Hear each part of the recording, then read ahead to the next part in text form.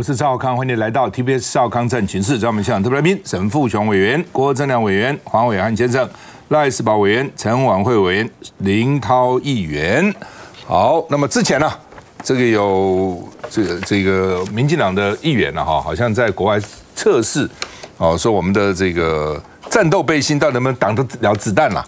哦，说会有凹啊。那国防部当时讲说去查，他怎么会拿到我们的这个战斗背心的这个东西啊？就是说我们检查都没少一件啊，那他哪里弄来的啊？要查这个啊。那国防部说呢，我们是符合世界主流的规范，所以呢，他那个网络测试的影片不符合 NIJ 的规范啊。好，那么 NIJ 叫做美国司法协会啊。那国防部说哦，他们呢也做了实验，可以挡中共5.8公里的一般弹。哦，原来是说可以挡这个7点多公里吧？啊，我看说7点多公里的弹啊，7.62公里的弹，普通弹。那现在呢说可以挡中共也就是5.8公里的一般弹哦。那当然他们要看这个弹打出来的这个动能是多少了啊？那这个背心到底能不能挡啊？那之前的陆军副总司令啊，那他是讲啊，他也是国防部副参谋总长纪连成中将，他说哦，我们要对国军的个人的装备要多用心哦。他说哈，这个如果老共哈用5.8公里口径的钢芯弹哦，钢芯弹的话呢，他说可能我们就挡不了了哦。要用重装甲的4级版，而不是3级版能挡。3级版是会被老共的5.8公里口径的钢芯弹完全贯穿。哇，那你穿了等于白穿哦。所以呢，他说要小心哦。那另外，台湾激进党今天出来批评啊，他的主席叫做王新焕，他说我们的国军安全的标准落后国际20年，真的这么严重吗？哦。战斗的这个服装呢，设计不良，品质不佳，哦，等于要前线官兵拿这个新手的装备去越级打魔王，草菅人命，哦，他说哈，这个我们是用2000年的标准，但是美国司法就会在2018年已经有最新的规范了。哦，把民间的规格随3级变成3+3+ 级，整合为 RF2 级，才可以抵挡5.56公里的钢芯弹。哦，换句话说，已经不是一般弹，不是普通弹，是钢芯弹哈。那到底能不能打啦？哦，那邱显智就问蔡英文了，说你这种态度怎么保台呢？你被打穿以后呢，还去查军品外流？刚刚我讲，你不查说到底我们这个品质好不好，还是查说怎么外流掉了，谁把它拿到外面去试验？哦，到底怎么回事？我们看一下。这是国防部释出的抗弹板实测影片，要证明具有防卫效力，就是因为日前，议员林秉佑和网红合作的测试影片，却发现国军抗弹板竟被子弹射穿，遭质疑不能保护军人生命。国造的3级抗弹板经过国际权威的切斯比克实验室来做验证，还有踏普认证的实验室，也就我们的规格检测中心来认证，那品质安全是没有问题的，3+ 的规范哈。来做研究，的确是比较容易达到这个方向啊。只是当初这影片一出，国防部气的喊告，到底这国军军品为何会流出？抗弹板它的来源不明，那现在还在查证当中。如果查证属实，确实是属于管制军品的话，那本部也会将依法来追究相关人员的法律责任。换句话说，就是事发将近1周还没找到如何外流的，但国防部说的检测是用美国司法学院标准，北约子弹规格对抵挡共军有效吗？抗弹板实测枪口初速每秒840公尺，但共军954步枪每秒930公尺。我们在评估一个子弹它对身体可能造成伤害的时候，是以这个子弹击中身体它所带来的这个动能作为一个科学的一个标准啊。那么这个动能基本上是以子弹的弹头啊，它的重量跟它的初速啊有一个物理学的公式，能够得出它的动能。总不能让国军变成人肉盾牌。好，他讲的是动量了哈，是质量乘以速度了哈。那这边有一个军备局有不同的看法哎。军备局说，当然不能很武断的说一定可以抵挡。哎呦，哦，他说，但是呢，应该是在防护范围内，但是也不敢讲说一定可以抵挡啊，到底是怎样？来，赖委员，你们到底怎么审查预算的？这个是突然跑出来一个题目了啊。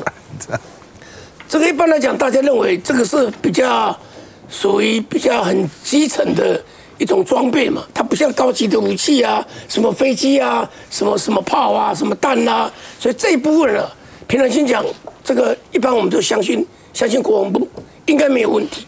那现在被人家这样子好像丢出这个东西，他的回答你会觉得说也不是那么的确切哦。他现在的有一点移转焦点，我说我来看谁把这个资讯外流了，谁把这个品外流了。其实我们都可以想嘛，就一般的常识，这个他的一个装备是不是真的嘛？是不是他的装备？他自己又说我点过没有扫，那可见他的意思是说那是假的，那不是我的。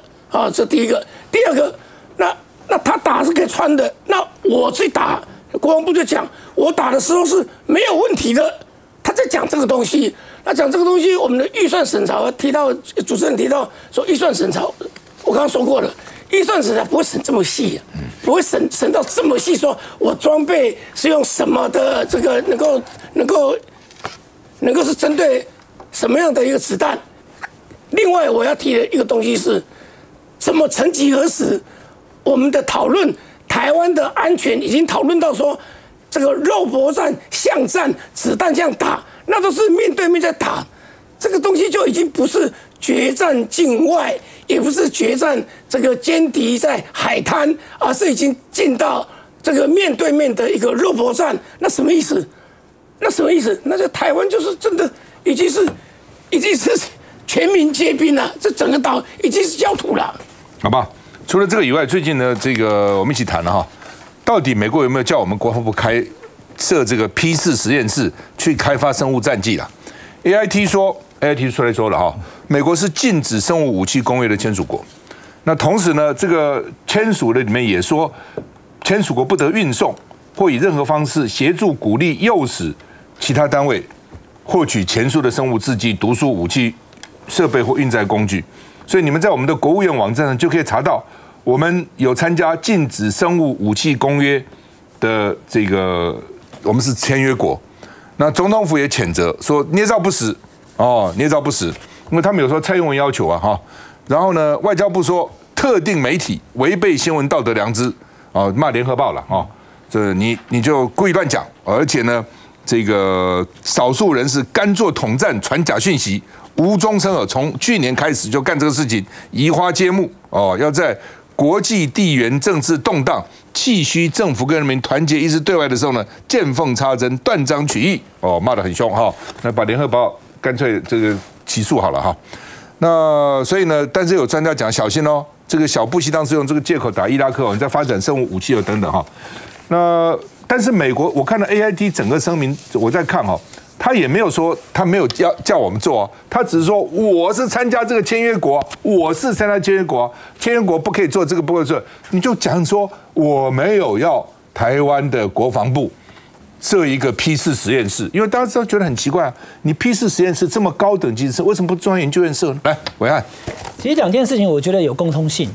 就是说，我们的国家的重要的国防部或是外交单位，你有一些机密，是不是没有明白的告诉国人？P4实验室它所研发的会是生化武器、伊波拉病毒等等。那根据这个就是生化武器的这个约束公约，它是不会去做这样的事情的。所以美国现在 AIT 讲说我们不会这样做，但问题是我们因为已经退出联合国了，中华民国它到底有没有在这个约束当中就有个模糊点。第二个，我们台湾到底有没有这样的实验室？因为它还分 P1 到 P4啊。我们有没有在相关的这个领域当中，你就明白告诉国人？但我们就常常不告诉国人。刚刚那个抗弹板也一样，我给大家一个精确的数字哈。我们的这个205兵工厂在2016年的时候，曾经送去美国的切斯比克实验室，就告诉大家那个抗弹板是符合3级的，因为3级再上去是4级，4级的抗弹标准当然更好，穿甲弹我都能挡了，但是4级太重了，所以我一般的士兵不可能去穿。现在有轻量化的4级抗弹板，打个龙灾嘛。所以你现在跟大家讲说，你要不要去买轻量化的4级，又能够让士兵能够穿戴，又不会太重，这才是重点。那因为抗弹板的标准在2018年就有提升了。我们现在看到国防部今天开记者，我还注意看到国防部讲说，我们在民国105年的时候有到美国的实验室去做过，可是2018年标准提升了，你应该重新再做一次啊！而且每一次只要有军备品出来的时候，你都主动公布影片，就不会让这些军事迷跑去测试。那还有最后一个就是说，你今天公布的影片是你自己做的，你应该还是要送到美国去，或是到那个相关的这个第三单位去，让他去做测试，会比较公正。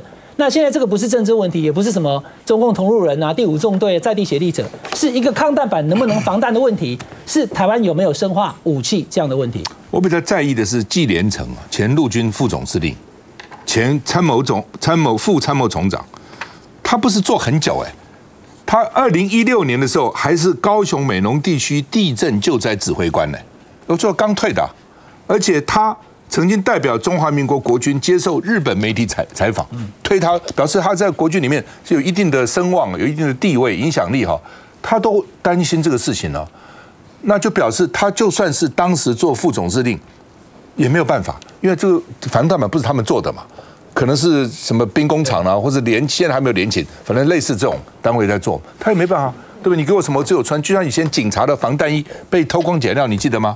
然后外面搞了一批很烂的防弹衣卖给警察，后来就查了半天。当时我想真可恶警察兄弟是要在战场上跟犯人搏斗的，你居然给他的防弹衣是没效的，是偷工减料的，你怎么可以干这样的事情呢？你这总务单位所以我觉得这个也蛮重要的。老陈怎么看？到底有没有批示？两件事情并在一起讨论，实在有一点复杂了。是，那这个时间关系要怎么讲呢？实在有一点为难。那我认为，我们评论的出发点要跟自己一向的主张一致，这个才算有核心价值。所以我很难得的同意阿宝哥的讲法，我们是反对本土作战的，我非常反对老共上台来我反对世界战，我反对巷战，我反对所有的战争。既然这样的话，我对这个防弹这个铁板甲板到底有没有效？我凭人一讲，我比较没有兴趣。不过这个事情发生的时候，国防部的第一个动作是说要追究军品的流失嘛。那现在好，他同时两样都有做，当然很好。不过我建议国防部应该把这个第一次泄露这个消息的这个民进党的议员最好你在测试的时候也请他来到现场观察，看看你所有的方法、所有的结果，你服气不服气？如果你不服气的话，那我觉得责任是要追究的，而且国防部要帮忙这一位议员去追查你消息的来源，你消息的正确度是不是正确？讲到这个生物战剂我的态度跟你不一样你 AIT 好不容易出来否认了，你又咬文嚼字说他没有想，他没有否认他没有否认。我觉得我的想法不一样。他既然肯这么讲的话，我打蛇随棍，从此有关类似的事情，本人台湾绝对不做，什么都不干。我觉得应该要真的能不做就不做。不，我跟老陈立场没有差别了我的意思是说，美国应该站出来正式否认。他现在只是说明，他并不是否认。我跟你讲联合报这个记者是高凌云他是非常资深的军事记者。那他是说有会议文件一个是2022年6月23号，一个是2023年，就今年的1月9号那就直接说美国要求台湾研发生物战剂等等那当然苏贞昌是否认那我觉得他应该提告这是会议文件人家都已经把日期点出来了那到底这两个会议文件是在干嘛？为什么联合报敢斩钉截铁就说是这2天，而且会议代号还故意用个掩饰，叫南海工作会议，人家已经写到这个程度了我觉得那天苏贞昌起来发脾气了苏贞昌说2天我都在开行政院会，不是开你这个会。但是奇怪的，有一天是礼拜一那行政院会什么时候礼拜一开过？行政院会都是礼拜4才开院会。他的用语是苏贞昌主持秘密会议，会议代号南海工作会议，可是讨论的内容都跟南海没有关系。休息一下再回来。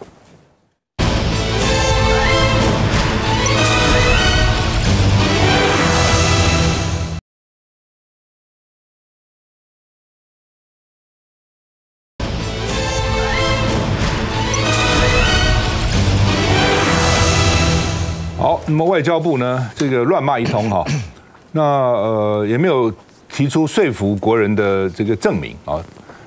联合报也反击，从反生物战剂到秘密推动研发，我们原来是反生物战剂的，现在秘密推动研发，民进党盲目亲美，毁弃良知，大家用语都很重啊，到时候看怎样来表起来啊。那除了这个以外啊，赖清德昨天说了，他说我要领导国家呢朝白宫走近一点啊。换句话说呢，南韩为什么总统最近可以到白宫去呢？南韩总统去见拜登啊，我们跟白宫也接近了。南韩可以去，我们也可以去了。那当我们总统可以走入白宫的时候，政治目标就达成了。真的哦，郭台铭可以讲说我去过了。好，我们来比较一下有什么差异了哈。我们常常讲，全世界有3个分裂国家嘛，以前东西的南北韩两岸嘛，台湾跟大陆啊。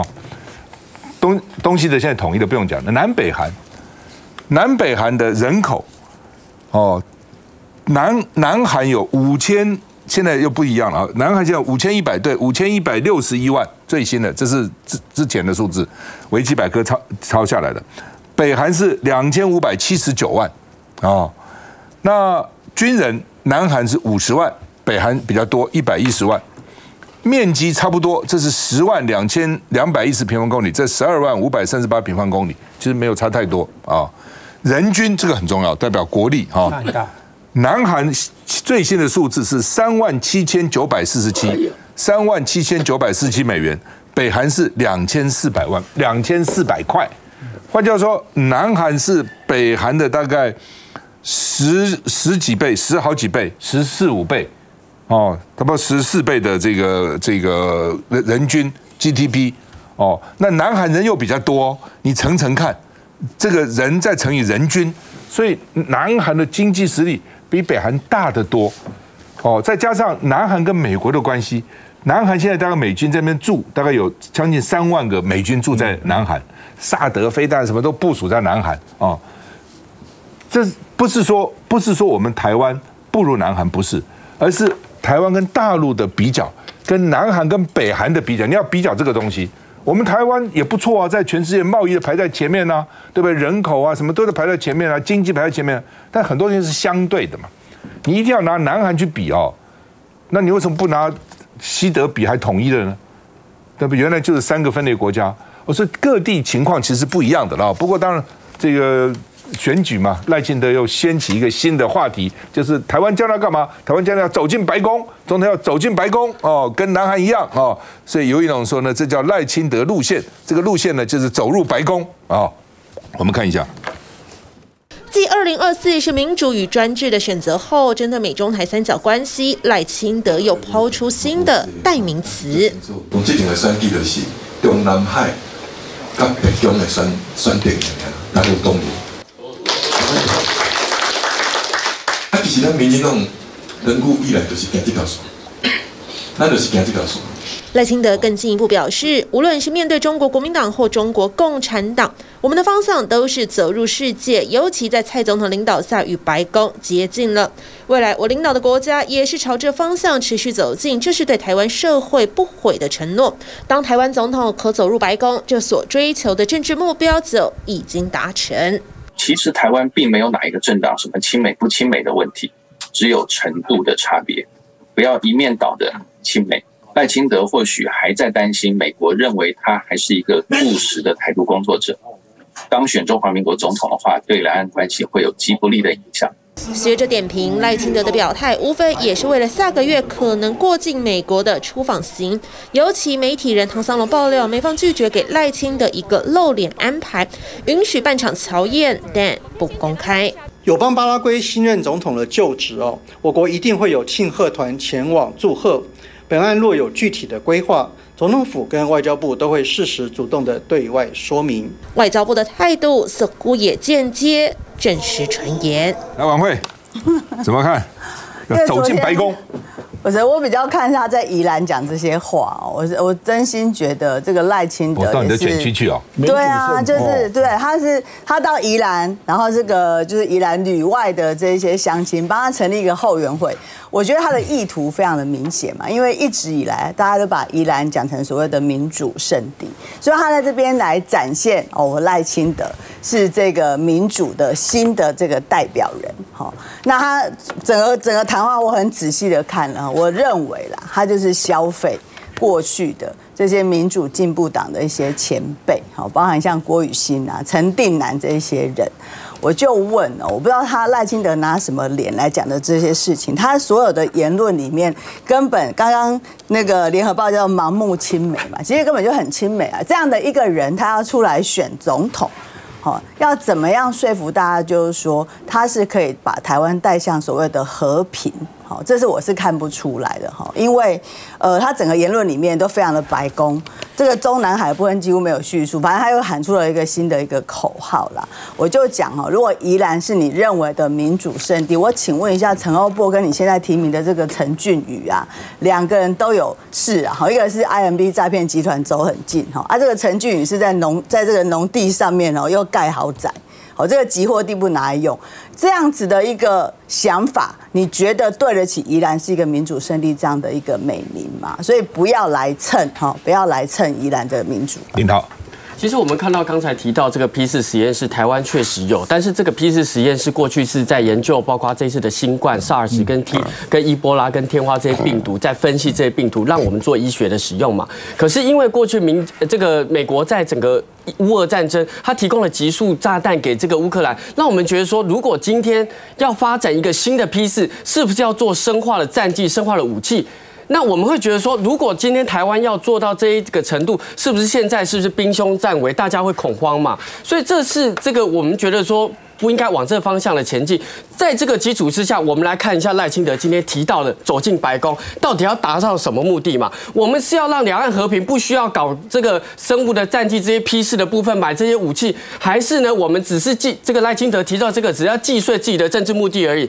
我们看到赖清德这句话是说，我走进白宫，我的目标就达成了。说真的，如果你的目标是这样子，那国民党早就达成了嘛。以前蒋经国也走进跟甘乃迪互动啊，艾森豪在这个过去也来到台湾来啊，根本不需要你跟赖清德走进白宫就达到政治目的嘛。所以，而且我们可以看到，国民党在最近一段期间，离国会山庄、离白宫很近啊，设立国民党的办事处啊，所以基本上赖清德想要达成好像我很亲美、跟白宫很接近的事情，国民党也是一样嘛，同样的路线嘛，同样跟美国互动的状况嘛。重点是跟美国互动，我们台湾能得到什么？我们得到什么的经济的目的？我们台海可以更和平。那我必须要讲一下，现在刚才大家提到，为什么赖清德现在要提这个？很奇怪嘛，中间突然发现赖清德干嘛把白宫议题拉起来？是因为他发现现在他的民调很高，但很虚到他不知道为什么来的，所以他一来是为了接下来访美铺路，二来也是把整个民进党的战场拉回抗中保台他舒适的战场嘛。所以很奇怪，他突然提到一个你要中南海还是白宫，中间都没有论述嘛。如果你的论述是成的，那我告诉你，上个礼拜叶伦才到这个中南海一样，带着7000亿美金这个中美的贸易这个额，要风险控管，要管控分歧。那请问叶伦也是走进中南海吗？如果照你的前提来讲，所以我觉得现在啊，这个赖清德已经抛出这个议题，那我们就有一个观察点，就是过去他在参选的时候，美国说有依赖论，到底你的赖清德的台独主义到现在还存不存在？你还要把台湾带成什么兵凶战危的情况？在这个部分，现在8月赖清德准备要去巴拉圭总统的出访，就是一个很好的观察点，因为这次他又要巧遇谁？不，基本上了，就是赖清德要达到赖清德说中华民国总统，就总统，他没有说是什么总统啊，台湾总统可以走进白宫，只有几种可能，一种是美国跟中国大陆断交，跟中华人民国断交，跟中华民国复交，这是一种；第二种，美国是双重承认，既承认中华人民共和国，也承认中华民国。第三点，台湾独立了，他以台湾总统的身份走进白宫，美国承认你独立了。老沈，这3个都不可能嘛。不过我听了各位的高见啊，我觉得不得不讲，为什么？我觉得你们对反驳这个赖清德的浅薄无知啊，都没有达到重点。赖清德以前讲是民主跟专制的选择，那现在这个把它具象化，民主就是白宫啊，专制就是中南海。那意思就是讲，我这些台湾乌狗来顾这个土地啊，那高在侯友宜手来，高在柯文哲手来，这个地马上就无去啊。这是非常浅薄的哦，我也不太同意你刚才列那个表，你很苦心啊，比较南韩北韩的差别，我觉得那不是重点啊。台湾如果用各种指标来比较的话，台湾的优势，台湾的这个这个优点啊，在全世界200多个国家里头，一般来讲都排名在15名之前。我有讲啊，我讲你没汉搞哦，你只要国家再小，人口再少，国民所得再低。人民都不理你，只要是一个主权独立的国家，你要进白宫没有那么难啊，没有那么难。但是呢，你要想南北韩，北韩是联合国会员国，老共是联合国会员国，我们不是。